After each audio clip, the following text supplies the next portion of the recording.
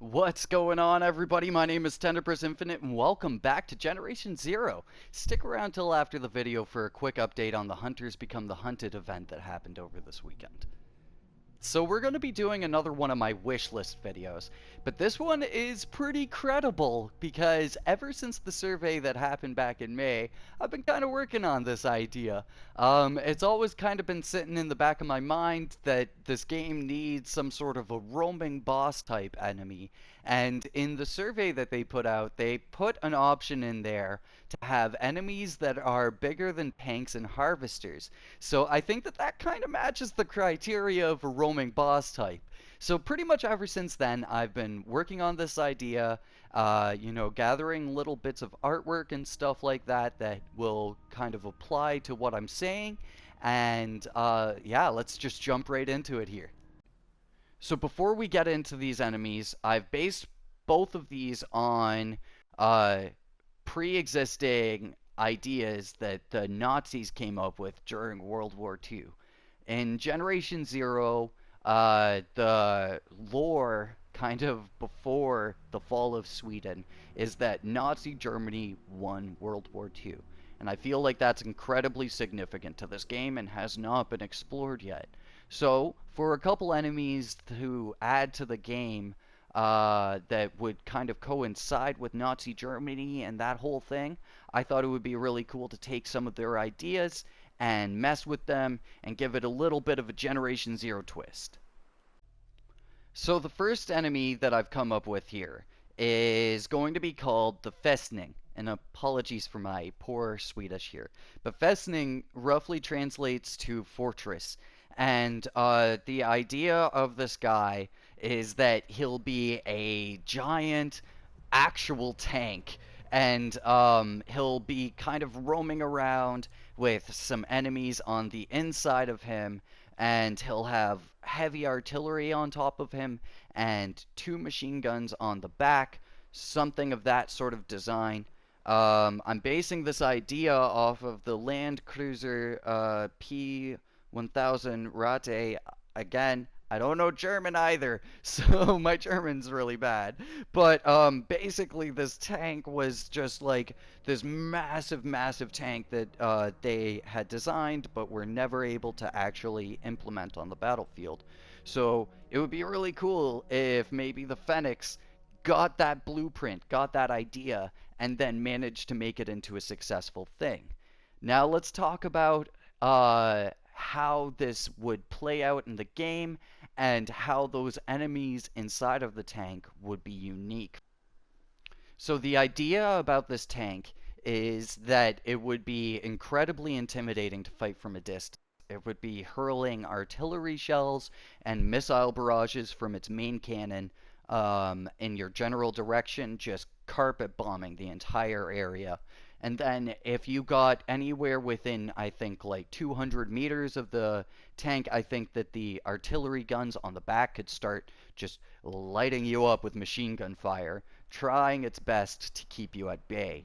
So the objective of this tank would be to take down its guns before you approach the tank from a distance, utilizing things like the Grant Gavar and EMP rounds, and when explosives get further balanced in the game, utilizing explosives to really do a number on this guy before you get in close. But taking out its guns is not the only thing to deal with the Festning here. As you approach the Festning after taking out its guns, a metal hatch on the back of it will open up, and out will come one hunter and two runners. And this hunter and runner combination will be a new variant of these enemies that you haven't seen before. I'm deeming these enemies security variants, and these guys will basically jump out, and the hunters will be equipped with EMP buckshot round, and the runners will be equipped with a shotgun that is equipped with the same type of ammunition. Their objective will be to stun you and your team accordingly and take you guys out with melee attacks or up close in some way, shape, or form. So I'm imagining that the security variants will have a vibration sword. The security hunters will have a vibration sword that will be stronger than even the Fenix vibration sword. So you really do not want to get meleeed by these guys. And for the runners, they'll be equipped with a bayonet attached to their shotgun. So that means that their melee attack will again do a significant amount more damage than your typical runner would. But if you manage to defeat these foes, you'll be able to get your hands on some fancy new ammo, being the EMP buckshot rounds that you'll be able to utilize in your shotgun on future robots, maybe the next time you encounter another Festning. And on top of that, bringing the Festning into the whole crafting thing, the Festning then, if you were to go inside of the hatch frame, you would maybe be able to open up some sort of a loot box inside of the Festning that would have a crafting blueprint in it, and then you could get a recipe from this really tough encounter, making it kind of double rewarding for the new ammunition type and the opportunity to get a crafting recipe. Now, there has to be a few limitations on the Festning because there's a bunch of things that could go completely wrong with it being such a large enemy. I think that it would be very smart to spawn the Festning and have it roam only in the open farmland fields. Maybe around places like the Air Force Base. Let's go over to the map here really quick. Maybe in areas like this kind of shield spot right here, and then extending a little bit further up into the mainland over here and in this general direction too. But then you'd only find these guys kind of in the center of the map. So if you are successful in taking out this enemy, though, I do think that a nice little cherry on top, alongside the crafting blueprints and the new ammunition variety that you've taken down, I think it would be good for this situation to reward you with something like maybe 3,000, maybe 3,500 experience. Because when you get into the late levels of this game, grinding through experience can be incredibly long and dull. I hate to say it, it can be kind of dull. So it would be nice to have this roaming boss type to give you a huge rush of experience for a very challenging situation to overcome. So if you're against this idea so far, just humor me this right now. Imagine you start your play session like any other day. You've just started up fresh, you're here in a barn, and you decide to go off and just open the door and head on outside. When all of a sudden off in the distance, you see some bright lights and you hear a siren go off, and all of a sudden your location is just bombarded by explosions and machine gun fire. You're given three options at this point. You can either, one, face the situation, go out there and fight the enemy and take them out and reap the rewards. Or you can call up your friends, get them together, get them all to fast travel to your location, and then fight the enemy as a group. Or you can run for your dang life and come back when you're better supplied. So this is a bit of a crazy idea of mine that, again, I've worked really hard on. So if you're vibing with this idea so far, maybe hit that thumbs up button. Now let's get on to the next idea here.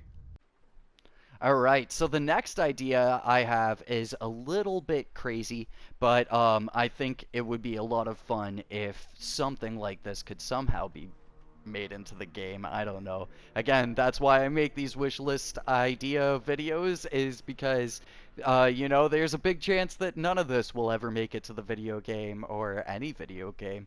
But I'm just kind of shooting these ideas out into the breeze, and hopefully the Generation Zero team can pick them up.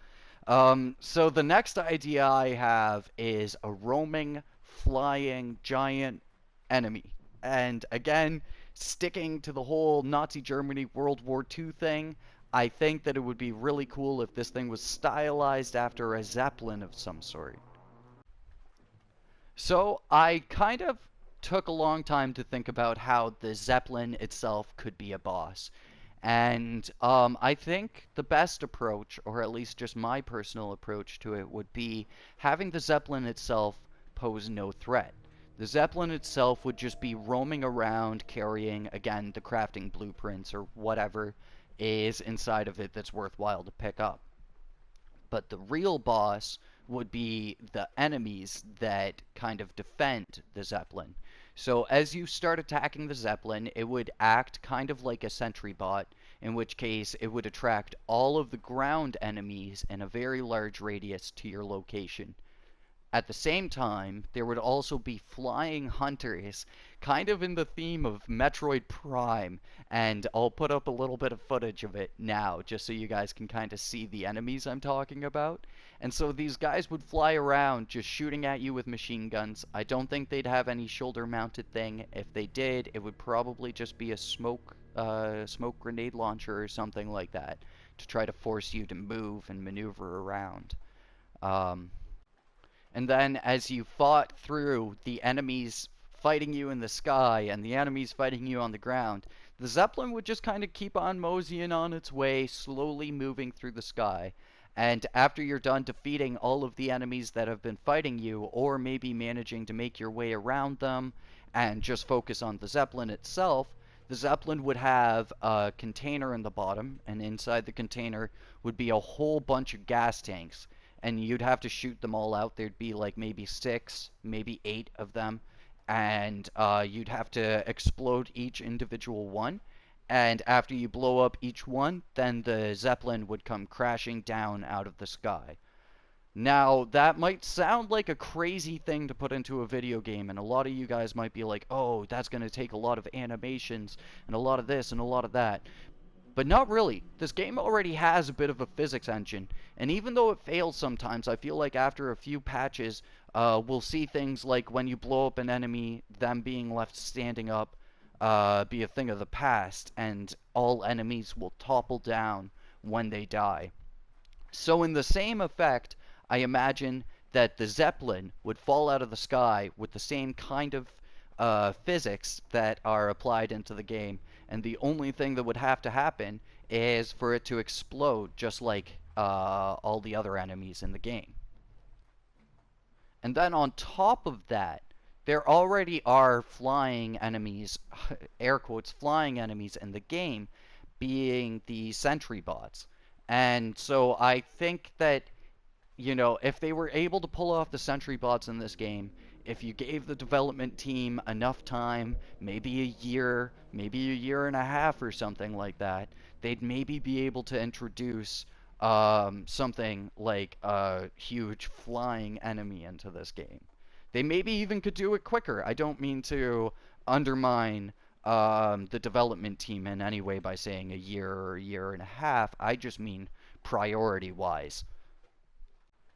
But yes, getting back on track. So these hunters would fly around, they would muck you up, you'd muck them up, and then once you took down the Zeppelin, you'd be able to go over to the wreckage of the Zeppelin, just search inside of it just like any normal enemy, and inside of it you'll find the blueprints that you are looking for. So it's a little bit less flashy than the tank idea, a little bit less worked out than the tank idea as well, but I think it's a really good idea, all in all, and I think it could be a viable thing to put into a video game. So there we go. That wraps up the idea portion of this video. As always, like the video if you like these ideas, and dislike the video if you dislike these ideas, and let me know what you think about them in the comments down below. Now, moving forwards, let's talk about the Hunters Become the Hunted event. So, over the weekend, we had the Hunters Become the Hunted event. And during this event, we were tasked with going off and killing hunters, as many as we could. And I believe that we had a smashing success here, my dudes. So basically, on Saturday, they had a quick check-in here. And their check-in had us with 46,724 hunters remaining. Which means that in the first day, we pretty much beat the whole event. And then at the end of the event, We had about 186,000. Maybe in the next event we could shoot to get above 200,000 of whatever they ask us to kill. But all in all, I'm incredibly proud of the community for getting together and, taking part in this first event. I think it was a lot of fun, and earning the free DLC is just a nice little thing to add in there. So that DLC will become available on all consoles and versions of the game tomorrow. So make sure that you check your stores to download that DLC, so that way you can enjoy the rewards of this weekend. So with that, this was a little bit of a long one here, my dudes, but hopefully you guys enjoyed, and I will catch you guys in the next one. Until then, peace.